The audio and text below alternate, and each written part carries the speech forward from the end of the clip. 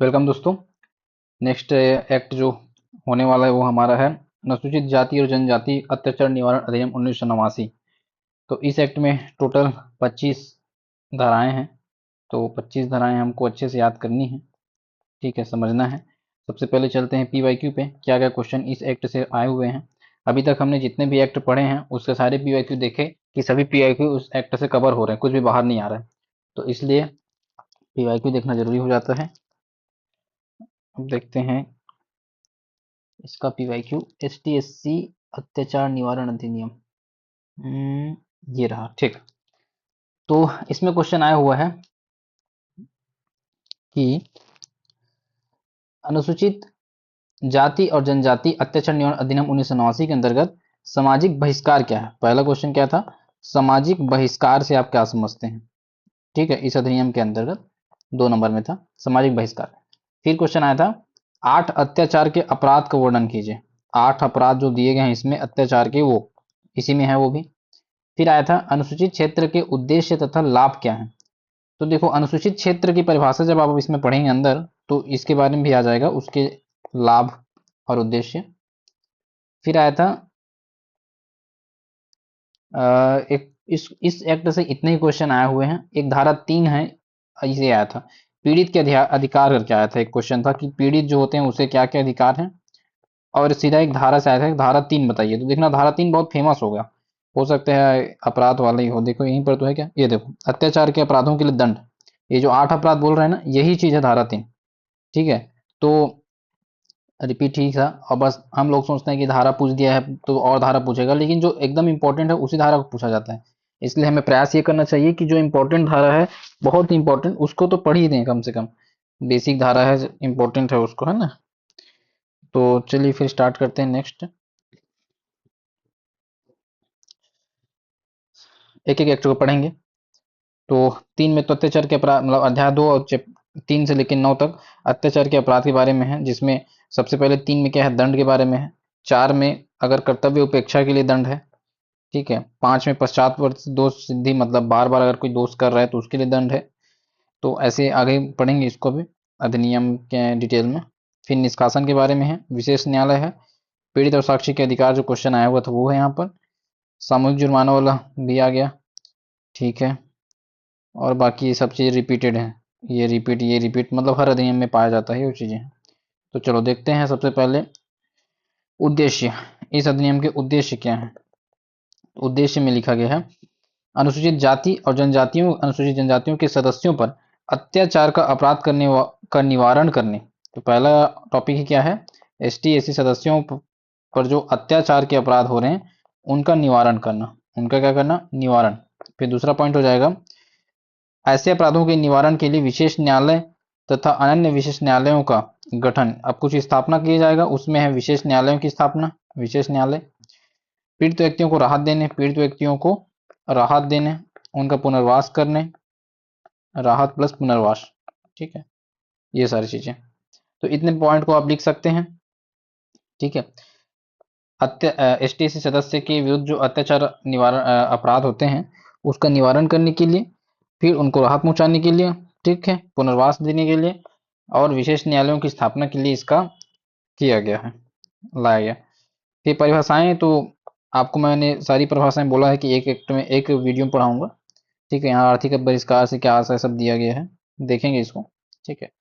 जो अभी तक पिछले 3 वीडियो 4 वीडियो नहीं देखे हैं वो देख लीजिए, ठीक है, ताकि आपको सीक्वेंस से, क्रम से सब समझ आते जाए। मानवाधिकार एक्ट, घरेलू हिंसा, ये सब हम कवर कर चुके हैं पहले की वीडियो में। और जो चैनल में नए हैं वो लाइक कीजिए, सब्सक्राइब कीजिए और शेयर कीजिए ताकि सही व्यक्ति तक पहुंच सके। अब देखो धारा 3, आर्टिकल क्या है, आर्टिकल नंबर 3। आर्टिकल 3 में क्या है, अत्याचार के अपराधों के लिए दंड, अत्याचार के अपराधों के लिए दंड। तो याद रखना धारा जो 3 होता है, 3 ये मेनली बहुत, जो आपका टॉपिक है ना उसी के रिलेटेड मोस्ट इंपॉर्टेंट चीज का होता है। जैसे घरेलू हिंसा की परिभाषा है 3 में, ठीक है, वैसे अब इसमें देखो, इसमें क्या है, अत्याचार के अपराध के लिए दंड दिया गया है, ठीक है। और अभी इससे पहले मैंने जो पूरा था उसमें धार्मिक निर्योग्यता लागू करने के लिए दंड दिया गया था 3 में ही, ठीक है। अब देखते हैं इसमें क्या क्या दंड है। तो जो कोई एसटी/एससी का सदस्य नहीं होते हुए ये काम करता है, क्या क्या काम करता है वो देखेंगे। तो उसको क्या मिलेगा, इतने सारे काम है ना, इतने सारे उसमें अपराधों का वर्णन है। इसी में से कोई 8 लिखना था जो क्वेश्चन पूछा गया था उसमें, ठीक है। इतने सारे हैं, देखो कोई से भी 8, अब ना प कहाँ तक है, ब तक, भ म य बहुत सारे अपराध इसमें वर्णन है, इसमें से कोई 8 लिखना था, ठीक है। धमकी देगा वह कारावास से जिसकी अवधि 6 मास से कम की नहीं होगी किंतु 5 वर्ष तक हो सकेगी और जुर्माने से दंडनीय होगा। मतलब कि 6 मास से लेके 5 वर्ष तक, ठीक है, 6 माह से लेके 5 वर्ष तक उसको दंड मिलेगा अगर इनमें से कोई एक अपराध वो करता है। अब क्या क्या करता है हमको लिखना यही पड़ेगा, 8 नाम आएगा तो, है ना। तो उसको अपन क्या करते हैं, कुछ कुछ टॉपिक में डिवाइड कर देते हैं, तो हमको याद करने में क्या होगा, आसानी होगा, ठीक है। अब जैसे अपन पढ़ते हैं इसको एक बार। ये पहला पहला है, एसटी एससी के किसी सदस्य के मुख में कोई अखाद्य या घृणाजनक पदार्थ रखता है, ठीक है, या पीने या खाने के लिए मजबूर करता है। तो मतलब पहला चीज तो ये हो गया कि अखाद्य पदार्थ खिलाना, अखाद्य पदार्थ खिलाना। तो पहले याद कर लो खाना, ठीक है, पहले क्या है, खाना, अखाद्य पदार्थ खिलाना, पहले खाने वाले से रिलेटेड। दूसरा क्या है, दूसरा है कि उसके घर के आसपास, प्रवेश द्वार या उसके परिसर में मल मूत्र, पशु शव, घृणाजनक पदार्थ इकट्ठा करना। मतलब उसके, अब पहले तो खाने पे उसका अटैक किया, अब उसके घर पे अटैक कर रहे हैं। ऐसे कर मैं आपको बता रहा हूँ, 8 कम से कम याद करा दूंगा ताकि 8 नंबर में आप लिख पाओ, ठीक है। तो पहला हो गया आपका खाने रिलेटेड। दूसरा क्या है, उसके घर से रिलेटेड, कि खाने में क्या है, कोई भी अखाद्य पदार्थ उसको खिलाना। घर में क्या है, उसके परिसर में या उसके प्रवेश द्वार पर कूड़ा करकट मल मूत्र पशु सब ये सब रखना। तीसरा नंबर पे क्या है, तीसरा नंबर पे है आपका कि भाई उसके पड़ोस में, एक घर के बाद अब क्या आता है, पड़ोस में, आस पास पड़ोस में, ये देखो लिखा है यहाँ पर, एसटीएससी के किसी तरह से कुछ क्षति करने, अपमान करने, क्षुब्ध करने के लिए उसके पड़ोस में मल मूत्र कूड़ा करकट ये सब इकट्ठा करना। तो अब तीसरा पॉइंट क्या था, पड़ोस में गंदगी फैलाना, उसके मल मूत्र रखना, कूड़ा पशु सब रखना, ये सारी चीजें। चौथा नंबर यह है, चौथा नंबर यह है कि जूतों की माला पहनाएगा और नग्न अर्थ या अर्धनग्न घुमाएगा। तो चौथा नंबर आपके है उसके शरीर से संबंधित, ठीक है। चौथा नंबर क्या है, उसके शरीर से संबंधित, कि भाई शरीर संबंधित में क्या क्या है, तो उसको नग्न नग्न करके घुमाना, अर्धनग्न करके घुमाना, उसको जूतों की माला पहनाना, ये चौथे नंबर पे है, ठीक है। तो मैंने 4 आपको याद कराया, चलो याद जो एक्ट में दिया है उसको याद कर लो एज इट इज। दूसरे तरीके से लिखने से नंबर कटेगा या नहीं कटेगा इसकी जवाबदारी तो नहीं है, लेकिन इस तरीके से लिखोगे जैसा एक्ट में दिया है तो नंबर बिल्कुल नहीं कटेगा, इसकी जवाबदारी है, ठीक है। तो जैसे दिया वैसे लिख लो 8, ठीक, उसमें क्या 8 याद करना तो है। तो सबसे पहले क्या है, खाने से रिलेटेड अखाद्य पदार्थ खिला दिया। खाना के बाद घर, उसके घर में क्या है, कुछ कूड़ा कचड़ा इकट्ठा कर दिया। घर के बाद क्या है, उसके प्रवेश द्वार, क्या है, उसके पड़ोस में उसके कूड़ा कचरा इकट्ठे कर दिया। पड़ोस के बाद उसको शरीर रिलेटेड है कि भाई उसको जूतों की माला पहना दिया या उसको नग्न अर्धनग्न घुमा दिया। तो चलो याद करो, खाना, घर, पड़ोस, शरीर, 4 चीजें हो गई। अब पांचवा छठवा देखते हैं। पांचवा नंबर पे क्या है, पांचवा नंबर पे है कि बलपूर्वक उसके कपड़े मुंडन करना, ठीक है, कपड़े उतारना, मूछें हटाना, चेहरे शरीर को पोतना। तो ये भी पूरा सीक्वेंस से हम पढ़ते जाते हैं। पहले हमने पढ़ा खाने के बारे में, दूसरा पढ़ा हमने घर में कचड़ा, उसके बाद फिर पड़ोस में कचड़ा, उसके बाद फिर शरीर रिलेटेड, मतलब अर्धनग्न कर दिए, नग्न कर दिए, जूते की माला पहना दिए, ठीक है। अब इसी को मैं ऐसे कर लेता हूँ, शरीर रिलेटेड ही 3 4 चीजें। पहले क्या है, अपन जूते की माला, उसको एक पॉइंट बना देना। एक पॉइंट बना देना कि उसको नग्न करके घुमाएगा। एक पॉइंट बना देना कि उसको क्या करेगा, मुंडन करेगा, मूछें हटाएगा, ठीक है, और कुछ शरीर को पोतना, कुछ कुछ पोत देगा। ये सारी चीजें हो गई। इसके बाद फिर शरीर के बाद क्या आता है अपना, भूमि। तो भूमि पे क्या कर रहा है उसके कब्जे या स्वामित्वाधीन जो उसको भूमि है, उसको सदोष वो अधिभोग कर में लेगा, या उस पर खेती करेगा, या फिर भूमि को अंतरित करेगा। तो उसके भूमि पर कब्जा कर रहा है। तो अभी तक मैंने आपको कितना चीज पढ़ा दिया, 1 2 3 4 5 6 7, 7 तो पढ़ा ही दिया, ठीक है। क्या क्या था, चलो रिवीजन करो। खाने से रिलेटेड अखाद्य पदार्थ खिलाएगा, दूसरा क्या था, घर में उसके कचरा, तीसरा पड़ोस में कचरा, चौथा उसके शरीर में मतलब जूता, जूता से माला पहनाएगा, अर्धनग्न घुमाएगा, पांचवें नंबर पे मुंडन करेगा, मुंह छटा देगा, है ना कि नहीं। और छठवें नंबर पे क्या था फिर उसके, अभी हमने पढ़ा भूमि को पे कब्जा कर लेगा एक, ठीक। इसके बाद फिर और चलते हैं, भूमि के बाद आ जाएगा उसकी फसल रिलेटेड। भूमि में क्या होता है, फसल, तो अब फसल को याद कर लो, ठीक है। फसल, जल सिंचाई सुविधाओं, वन अधिकार, मतलब पूरा पूरा आप बोल सकते हो कृषि रिलेटेड। ठीक है, कृषि में आप इसके अंतर्गत आप लिख सकते हो फसल, सिंचाई साधन, इन पे कब्जा कर लेगा। ठीक है, वन, इन सब पे कब्जा कर लेगा उसके। ठीक, तो ये सारी चीजें हैं। इसके बाद फिर क्या है, और बेगार कराएगा, उससे क्या कराएगा, बेगार कराएगा। इसके बाद फिर पशु शव या मानव शव की जो अंत्येष्टि या ले जाने के लिए, कब्रों को खोदने के लिए विवश करेगा, अगर विवश कर रहे तो वहां पर है। इसके बाद हाथ से मैला उठाने के लिए उसको जबरदस्ती करेगा। स्त्री जो है उसको देवदासी के रूप में, S T S C related जो स्त्री है उसको देवदासी के रूप में, ठीक है, या फिर अन्य प्रथा का निष्पादन करने के लिए उसको बंधित करेगा। मतदान से वंचित करेगा। ठीक है, वो एक लिख सकते हैं मतदान वाला। इसके बाद फिर और क्या वाला है, वही नगर पालिका का सदस्य, अध्यक्ष या किसी पद का धारक है, वो वाला चीज है। फिर हमला करेगा, हमला वाला भी है एक। ठीक है, आर्थिक बहिष्कार कर रहेगा। इसमें से कोई भी 10 आप याद कर लो जोड़ के।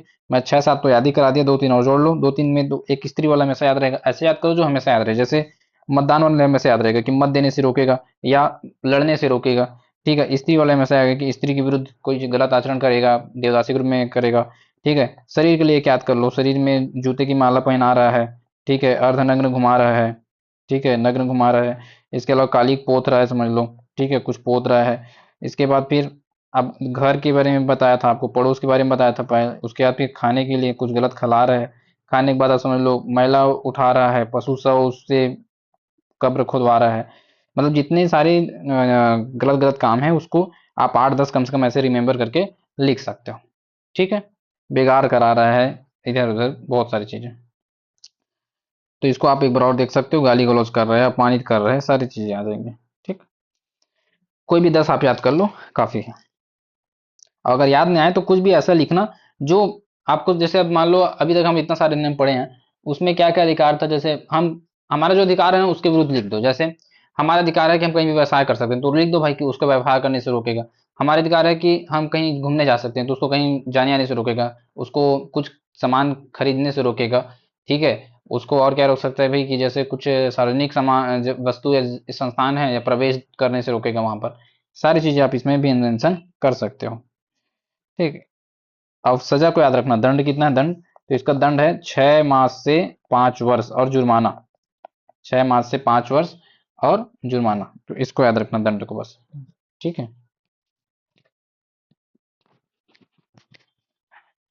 6 मास से 5 वर्ष का जुर्माना। तो ये कंप्लीट हो गया धारा 3। ठीक, धारा 3 कंप्लीट। और इसमें तीन, दो, ये दो भी है, तो दो को दे, ये एक है ना, इसके अंतर्गत ये सारी चीजें थी, 3 1 के अंदर। अब 3 2 में क्या कहा गया है कि कोई भी व्यक्ति जो अनुसूचित जाति जनजाति के सदस्य नहीं है, मिथ्या साक्ष्य देगा, ठीक है, या गढ़ेगा, जिससे मृत्यु दंड से दंडनीय हो सकता है। तो फिर अगर साक्ष्य अगर गलत, निर्दोष सदस्य को ऐसे मृत्यु मृत्यु मिलता है तो फिर उसको भी मृत्यु दंड से दंडित किया जाएगा। जो मिथ्या साक्ष्य देता है ना उसको भी, उसकी मिथ्या साक्ष्य देने से अगर सामने वालों को मृत्यु दंड मिल रहा है तो इसको भी मृत्यु दंड दो। अगर मृत्यु दंड नहीं मिल रहा है, 7 वर्ष से अधिक कैद हो रहा है, तो उसी के बराबर इसको भी फिर कैद हो होगा। अग्निकांड मतलब आग जला देना, विस्फोटक पदार्थ से द्वारा रिष्टि कर देना।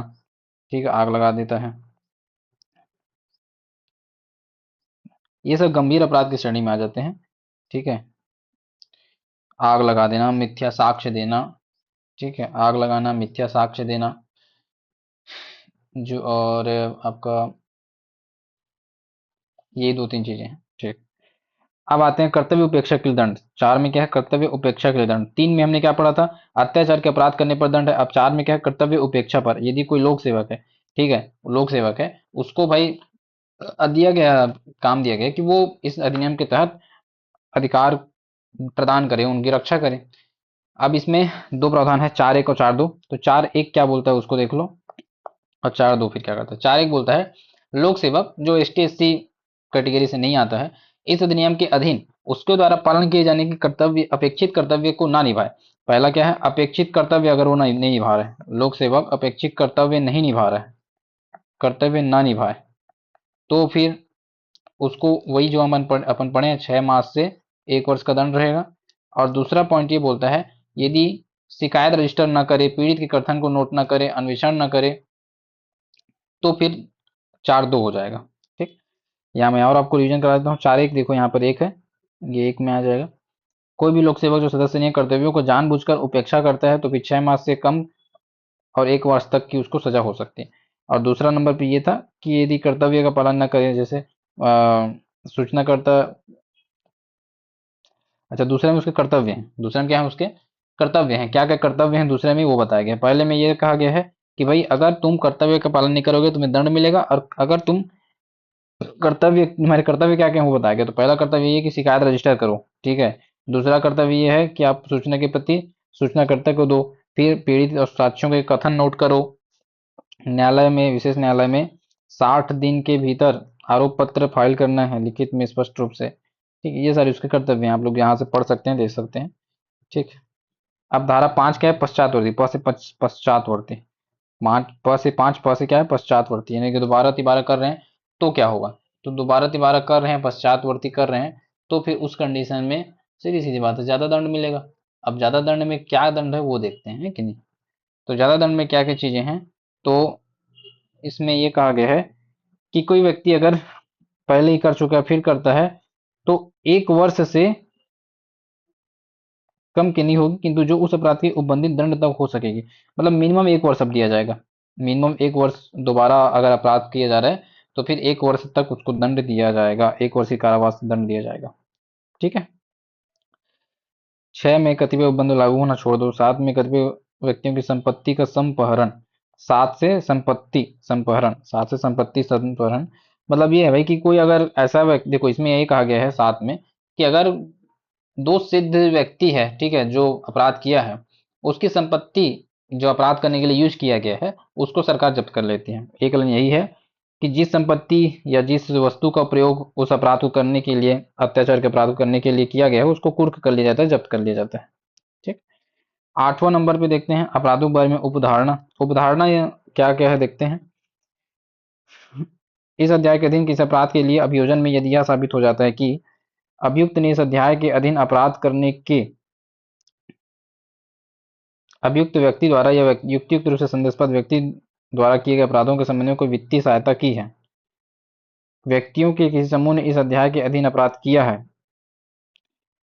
अभियुक्त को पीड़ित की जाती है। अच्छा, इसमें ये उदाहरण की जाती है, मेन आपको एक लाइन बोलूं तो इसमें जो व्यक्ति पीड़ित है ना उसको जाति या जनजाति पहचान के आधार पर ही क्या किया जाता है, इस एक्ट के तहत माना जाता है। मतलब ये है सीधा सीधा कि न्यायालय ये मान के चलेगा कि जो दोषी है उसको पहले से पता था कि ये एसटी एससी वर्ग का है, इसलिए उसने जानबूझ के किया। ये पहले से मान के जा जाता है, ये उदाहरण लेके चलते हैं कि उसको, दोषी को पता था कि ये पीड़ित जो है एसटी एससी सदस्य था करके। शक्तियों का प्रदान किया जाना, आवश्यक शक्ति दे दी जाएगी। ठीक है, अब अध्याय 3 में निष्कासन संबंधित है वो देखते हैं। 10 अध्याय आर्टिकल 10 क्या है, ऐसे व्यक्ति को निष्कासन करना जिसके द्वारा अपराध किए जाने की संभावना है। ठीक है, और आर्टिकल 11 बोलता है कि व्यक्ति द्वारा संबंधित क्षेत्र से हटने में असफल होने पर वहां से हटने के पश्चात उसमें प्रवेश करने की दशा में प्रक्रिया, क्या प्रक्रिया रहेगा वो बताया गया है। ठीक, तो चलिए देखते हैं क्या प्रक्रिया है। तो भाई देखो सिंपल सी चीज है, अगर अपराध कर रहा है तो फिर उसको हटा सकता है ना, तब कैसे हटाएगा वो देखते हैं। 10 में विशेष न्यायालय का परिवाद रिपोर्ट ये कहता है यथा निर्दिष्ट अनुसूचित क्षेत्र जो यहाँ पर अधिनियम में दिया गया होगा, ठीक है, अपराध करेगा लिखित आदेश द्वारा ऐसे व्यक्ति को यह निर्देश दे सकता है, ठीक है, लिखित आदेश द्वारा ऐसा निर्देश दे सकता है कि वह ऐसे क्षेत्र की सीमाओं से परे ऐसे मार्ग से होकर और इतने समय के भीतर हट जाए जो आदेश में निर्दिष्ट किया जाए। मतलब कहा जाए सीधी सीधी बात, उसको हटाया जा सकता है, और कितने समय के लिए, 3 वर्ष से अनधिक ऐसी अवधि जो के लिए जो आदेश में भी निर्दिष्ट किए जाए, उस क्षेत्र से हट जाने की उसे निर्देश दिया गया था वापस न लौटे। तो 3 वर्ष की अवधि यहाँ पर दी गई है, 3 वर्ष तक की अवधि के लिए उसको बाहर भेजा जा सकता है। ठीक है,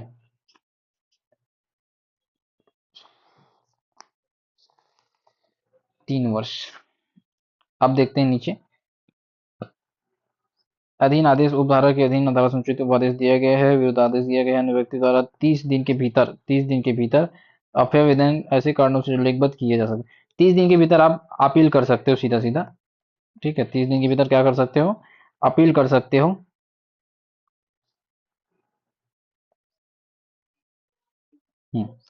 इस आदेश का 3 वर्ष के लिए आपको वो कर दिया जाता है, निष्कासित कर दिया जाता है, समझ लो। ठीक है, धारा 10, 10 में क्या है, 10 में निष्कासन, 10 में क्या है, निष्कासन। 3 वर्ष की निष्कासन किया जाता है। इसकी अपील आप 30 दिन के भीतर कर सकते हो। धारा 11, अगर व्यक्ति जो है हटने में असफल रहता है या प्रवेश करने की दशा की प्रक्रिया क्या है देखते हैं। यदि कोई व्यक्ति जिसको धारा 10 के तहत क्षेत्र से हटाने निर्देश दिया गया है, निर्देश के रूप में हटने में असफल रहता है, तो विशेष न्यायालय की लिखित अनुज्ञा के बिना उस क्षेत्र में प्रवेश करता है तो क्या होगा, तो विशेष न्यायालय उसे गिरफ्तार करा सकेगा। ठीक है, और उस क्षेत्र के बाहर ऐसे स्थान पर जो विशेष निर्देश रहे पुलिस अभिरक्षा में हटवा सकेगा। अगर जानबूझ के प्रवेश कर रहा है तो उसको गिरफ्तार करवा सकता है। और विशेष न्यायालय लिखित आदेश द्वारा ऐसे व्यक्ति को जिसके विरुद्ध धारा 10 के अधीन आदेश दिया गया है, उस क्षेत्र से हट जाने के उसे निर्देश दिया गया था, ऐसी अस्थायी अवधि के लिए और ऐसी शर्तों के अधीन रहते जो आदेश में निर्दिष्ट किया जाए लौट सकता है। अधिरोपित शर्तों के सम्यक अनुपालन के लिए उससे अपेक्षा कर सकेगा। सीधा सीधा बोलूं तो आपको बस यही है जी, कि 3 साल के लिए उसको आप वो कर दिए, हटा सकते हैं, निष्कासित। और अगर किसी व्यक्ति को प्रवेश, अगर वो हट नहीं पाता है तो फिर गिरफ्तार कर लिया जाएगा और उसको बाहर कर दिया जाएगा पुलिस निगरानी में। प्रवेश करने की दशा वही है कि भाई आपको अनुमति लेना पड़ेगा विशेष न्यायालय से, तो फिर आप प्रवेश कर पाएंगे।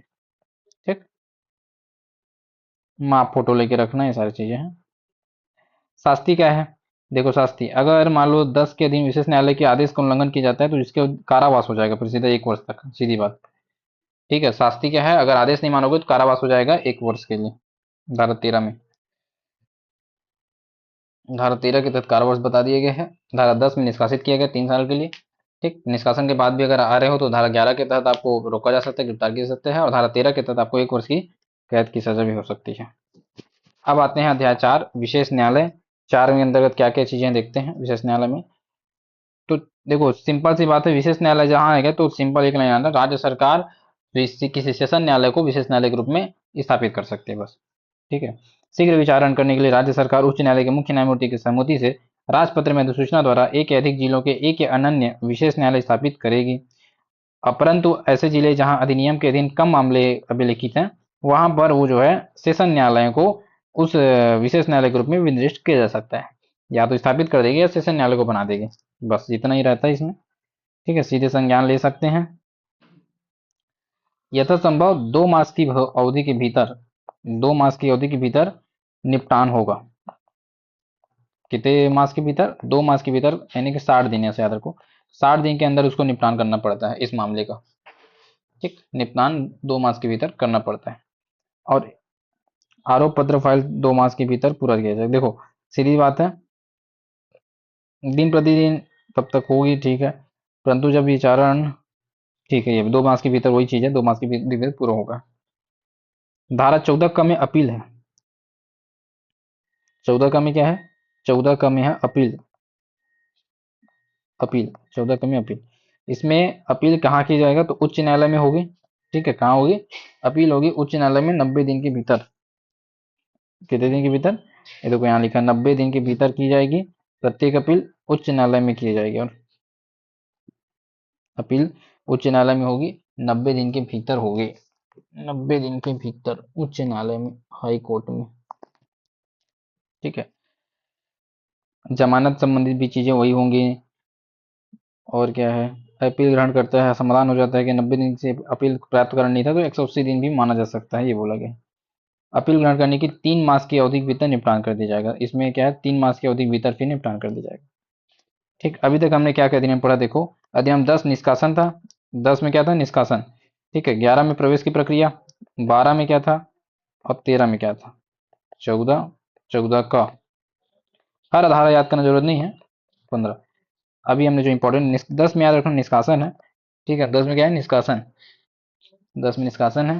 13 में क्या था, शास्ति दंड, 13 शास्ति, 13 में शास्ति था 1 वर्ष का कारावास का, 3 वर्ष का निलंबन था। अब प्रवेश की प्रक्रिया 11-12 में मान लो। और 14 में क्या था, विशेष न्यायालय है। 14 का में क्या है, अपील है। ठीक, इतना याद रखो कम से कम, ज्यादा नहीं तो। 15 में क्या है, विशेष लोक अभियोजक, लोक अभियोजक, तो वही कंडीशन, कम से कम 7 वर्ष का उसको अनुभव होना चाहिए, उसको लोक अभियोजक नियुक्त कर सकती सरकार। अब आते हैं अध्याय 4 का, अध्याय 4 का अनुच्छेद 15 का, अनुच्छेद 15 का, इसमें है पीड़ित या साक्षी के अधिकार। पीड़ित या साक्षी के अधिकार, ये क्वेश्चन आया हुआ था 15 का। ठीक है, 15A ऐसे करके याद करो, 15A, ए फॉर अधिकार, पीड़ित या साक्षी के अधिकार 15A में है। ओके,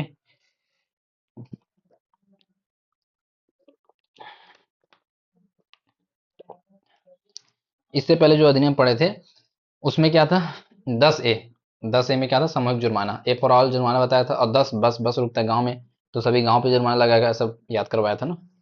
यहाँ पर है 15A, पीड़ित या साक्षी के अधिकार। अब इसके क्या क्या अधिकार हैं देखते हैं।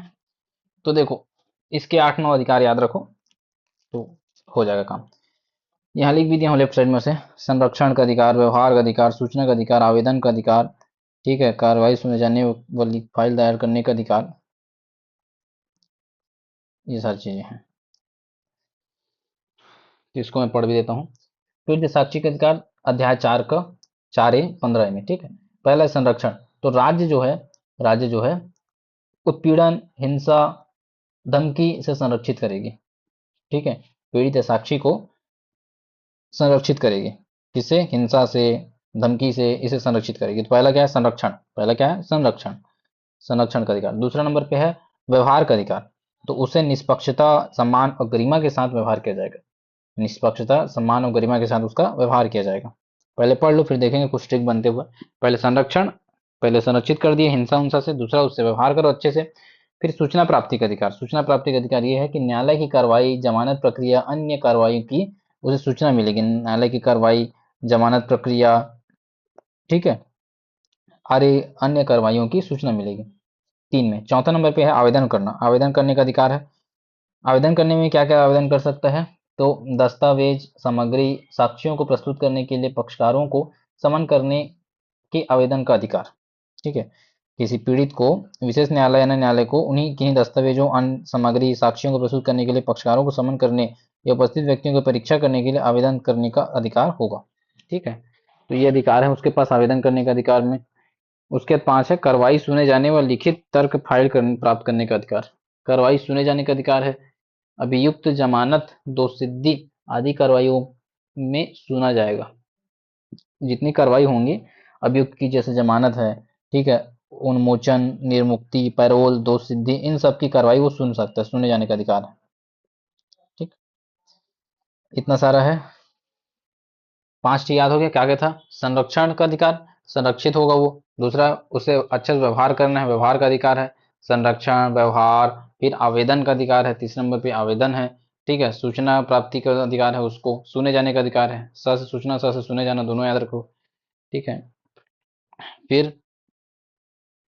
उसके बारे में फिर एक ये है कि भाई उसके पास कुछ कुछ प्राप्ति का अधिकार है, जैसे जांच के दौरान यात्रा भरण पोषण, यात्रा भत्ता, भरण पोषण भत्ता, सामाजिक आर्थिक जो पुनर्वास है वो प्राप्त कर सकता है। सुरक्षा के अधिकार है उसके पास भाई, सहायता प्राप्त कर सकता है एनजीओ, सामाजिक कार्यकर्ता से, और अन्य जो पीड़ित व साक्षी हेतु निर्देशित है। ये करके कंप्लीट 8-9 आप याद रखिए, काफी है। मैं फिर से देखो, सिंपल सिंपल चीजें जो आप खुद इमेजिन करो, अगर कोई पीड़ित या साक्षी है तो उसको क्या क्या अधिकार मिलने चाहिए। तो सबसे पहले तो अधिकार है सुरक्षा, संरक्षण, कुछ और मिले ना मिले, सुरक्षा संरक्षण मिलना चाहिए। तो हिंसा से संरक्षण, सुरक्षा मिलना जरूरी है उसको। तो पहला संरक्षण। दूसरा है कि संरक्षण तो मिल गया, अब मान लो कोई पुलिस वाला जाएगा उसके पास बात करने, तो ठीक से व्यवहार करे तब तो ना, व्यवहार नहीं करेगा तो क्या मतलब है। तो भाई उसे गरिमा पूर्वक व्यवहार करने का, निष्पक्षता से व्यवहार करने का, समानता से व्यवहार करने का अधिकार है उसके पास।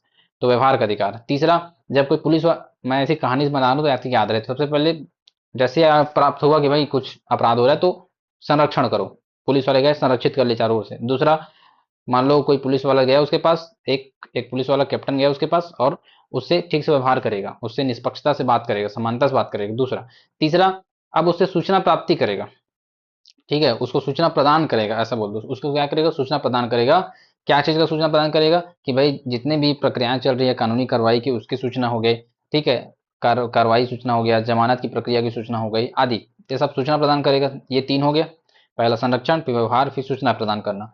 सूचना प्रदान करने के बाद चौथा हो जाएगा, सूचना प्रदान करने के बाद उसको बोलेगा कि तुम्हारे पास कुछ आवेदन का भी अधिकार है। क्या क्या आवेदन का अधिकार है, तो भाई तुम्हारे पास आवेदन का अधिकार है कि तुम न्यायालय में, न्यायालय को आवेदन कर सकते हो कि न्यायालय समन करके दस्तावेज, सामग्री या व्यक्ति को बुलाए, ठीक है, ये तुम्हारे पास आवेदन करने का अधिकार है।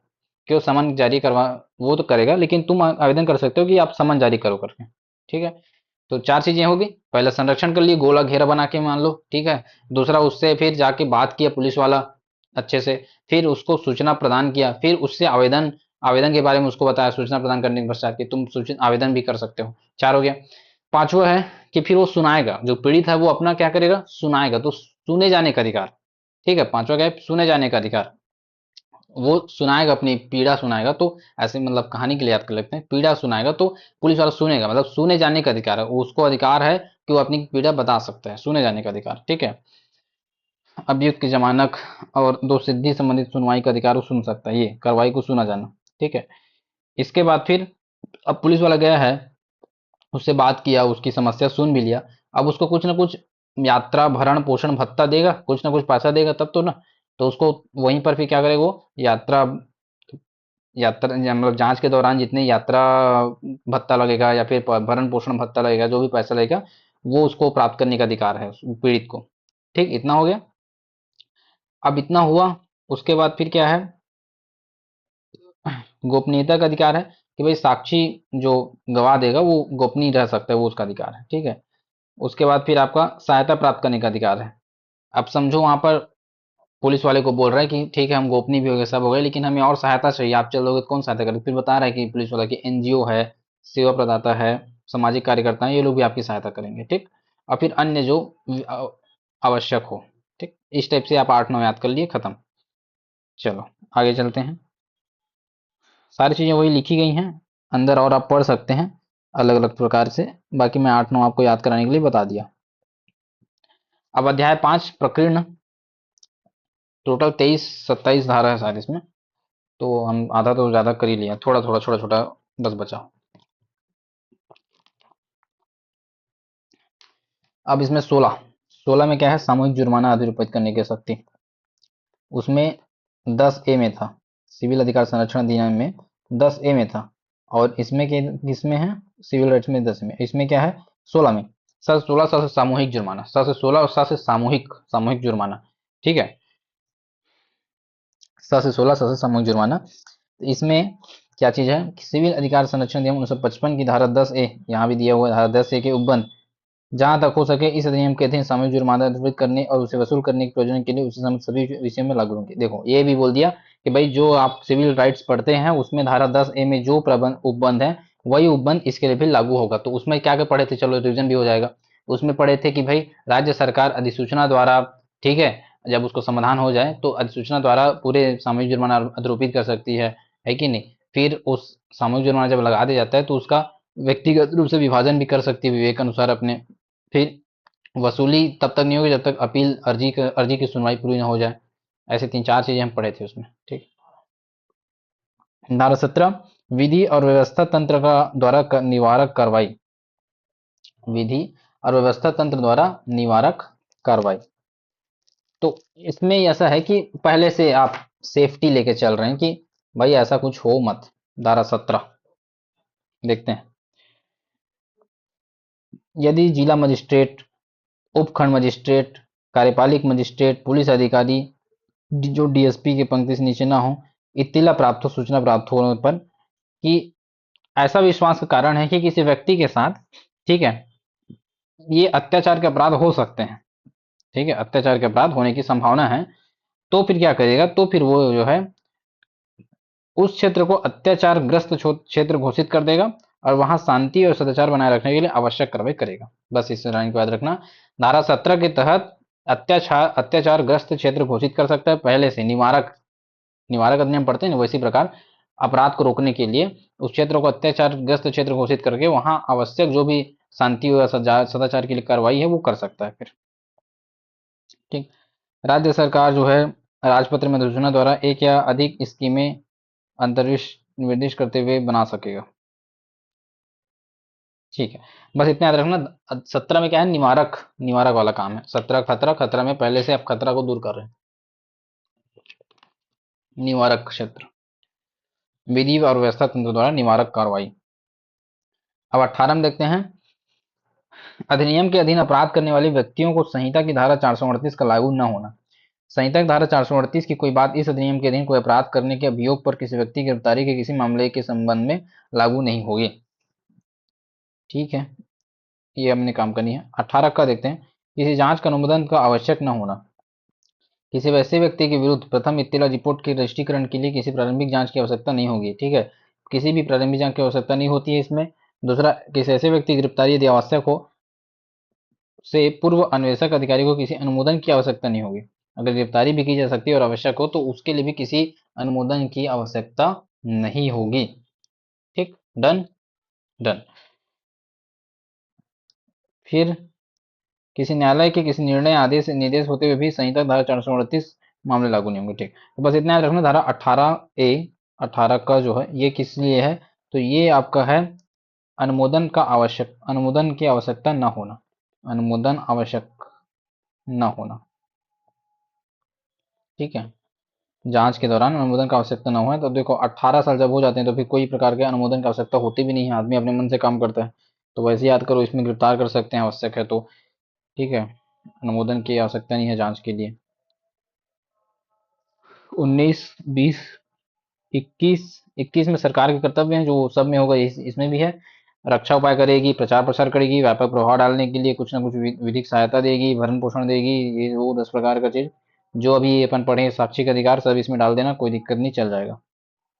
ठीक है, अब रिपोर्ट देगी, ये लिख सकते हो।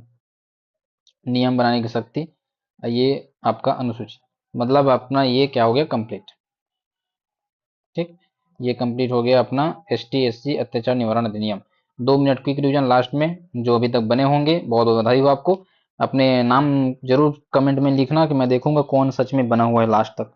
चलो मैं रिवीजन कर देता हूँ आप लोग को जो बने हुए अभी तक। ST/SC अत्याचार निवारण अधिनियम 1989। ठीक है, PYQ सारे कवर हो चुके हैं, कुछ बाहर नहीं था। अत्याचार के अपराध के बारे में अपन को पढ़ना है।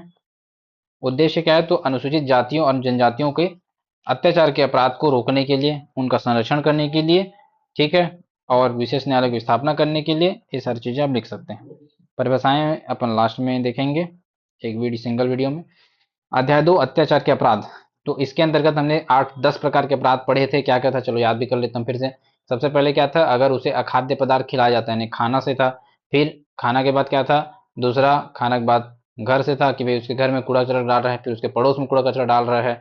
फिर उसको शरीर संबंधी था कि जूतक माला पहना रहा है, नग्न घुमा रहा है, अर्धनग्न घुमा रहा है, कालिक पोत रहा है, फिर मुंडन कर रहा है, ठीक है, मुंह छटा रहा है। इसके अलावा और क्या था, मतदान से रोक रहा है, स्त्री के विरुद्ध गलत प्रथा काम कर रहा है कि नहीं। ऐसे करके आप और भी 8-10 लिख सकते हो, इतना सफिशियंट है जितना मैं बोल दिया। किसी भूमि पर कब्जा कर रहा है, गलत उपयोग कर रहा है उस संपत्ति का, सब लिख सकते हो। दंड याद रखेंगे, दंड क्या है, 6 मास से 5 वर्ष। और सिविल कार्य संरक्षण अधिनियम जो पढ़े थे उसमें क्या था, 1 मास से 6 मास। फिर दूसरा बड़ा अपराध किए तो 6 मास से 1 साल, और तीसरा बार में 1 साल से 2 साल। ठीक है, रकम जो है 100 से 500, 200 से 500 और 500 से 1000 होता था। ठीक, इसके बाद फिर आ जाएगा अपना नेक्स्ट। इसमें 6 मास से 5 वर्ष है, थोड़ा कठिन है ये। गंभीर अपराध में मिथ्या साक्ष्य देना, रिष्टी करना, अग्निकांड करना, ये सारी चीजें आ जाएंगी। कर्तव्य उपेक्षा के लिए दंड, तो लोक सेवा अगर कर्तव्य उपेक्षा करता है, चार वो बताता है उसके बारे में, कर्तव्य भी बताता है 4, और उपेक्षा करता है तो वही सेम 6 मास और 1 वर्ष की दंड। और क्या क्या कर्तव्य हैं, तो कर्तव्य उसके वही रहेंगे जो अभी तक आप पढ़े, शिकायत दर्ज करना, सूचना प्राप्त करना, ठीक है, उसको आश्रय प्रदान करना, सुरक्षा प्रदान करना, ये सारी चीजें उसके कर्तव्य हो जाएंगे। पश्चातवर्ती दोष के लिए फिर इसमें क्या दंड है, तो इसमें मिनिमम अब 1 साल का दंड हो जाता है।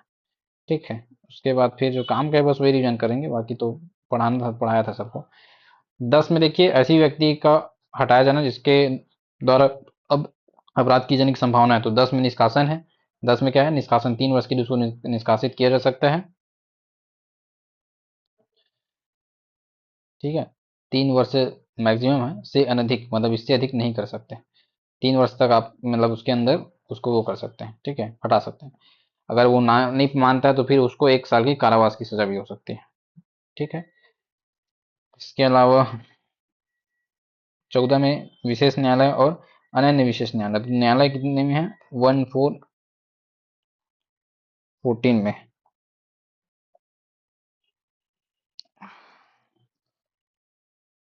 ठीक है। ST SC एक्ट के अंतर्गत विशेष न्यायालय का प्रावधान 1414 में है। अब इसको याद कर लेते हैं, इंपॉर्टेंट है। बाकी तो मैं पढ़ा ही चुका हूँ ऊपर वाला चीज। ठीक है, तो देखो 1414 कैसे याद करेंगे। तो च से 14, चौ से चौधरी। ठीक है, जो मतलब अदालत में जो जज होते हैं वो कहीं ना कहीं पुराने जमाने के ठाकुर चौधरी इस टाइप से ही थे। तो ऐसे याद कर लेते हैं, है कि नहीं। विशेष न्यायालय की स्थापना। इसके बाद फिर ये विशेष न्यायालय कैसे काम करेगा उसके बारे में, कि भाई एक से अधिक जिलों में या फिर वो स्थापित करेगा, या फिर सेशन कोर्ट को ही उसके रूप में निर्दिष्ट करेगा राज्य सरकार। और 2 मास के भीतर, 60 दिन के भीतर उसको खत्म करना रहता है। और अपील जो है हाई कोर्ट में होगा। अपील जो है 3 मास के भीतर किया जाना है, और 180 दिन भी एक्सेप्टेबल हो जाता है कई कंडीशन में। और 3 मास के भीतर ये निपटान कर देगा। ठीक है। शास्ति 13 में था, 13 में शास्ति। उसके बाद पीड़ित साक्षी के अधिकार। पीड़ित साक्षी का अधिकार किस अधिनियम में है, तो 15A में। 15A में पीड़ित, प से 15, प से पीड़ित, प से 15, प से पीड़ित। ठीक है, के अधिकार, तो 15A। ठीक है। इसमें सारी चीज अधिकार बताया कि संरक्षण, व्यवहार, सूचना प्राप्ति करना, फिर सूचना प्राप्ति के बाद सुने जाने का अधिकार, करवाई सुने जाने का अधिकार, फिर उसको कुछ ना कुछ भरण पोषण देगा, फिर उसको क्या करेगा, सुरक्षा प्रदान करेगा, सहायता प्रदान करेगा, NGO की अन्य उपबंध जो उसको आवश्यक लगे सारी चीजें करेगा। इसके अलावा सामूहिक जुर्माना 16 में था, सामूहिक जुर्माना। और 18 में था अनुमोदन का आवश्यक न होना, किसी जांच के लिए अनुमोदन आवश्यक न होना। 21 में सरकारी कर्तव्य। इस प्रकार ये कंप्लीट। चलिए, ऑल द बेस्ट। नेक्स्ट देखते हैं हम बाद में।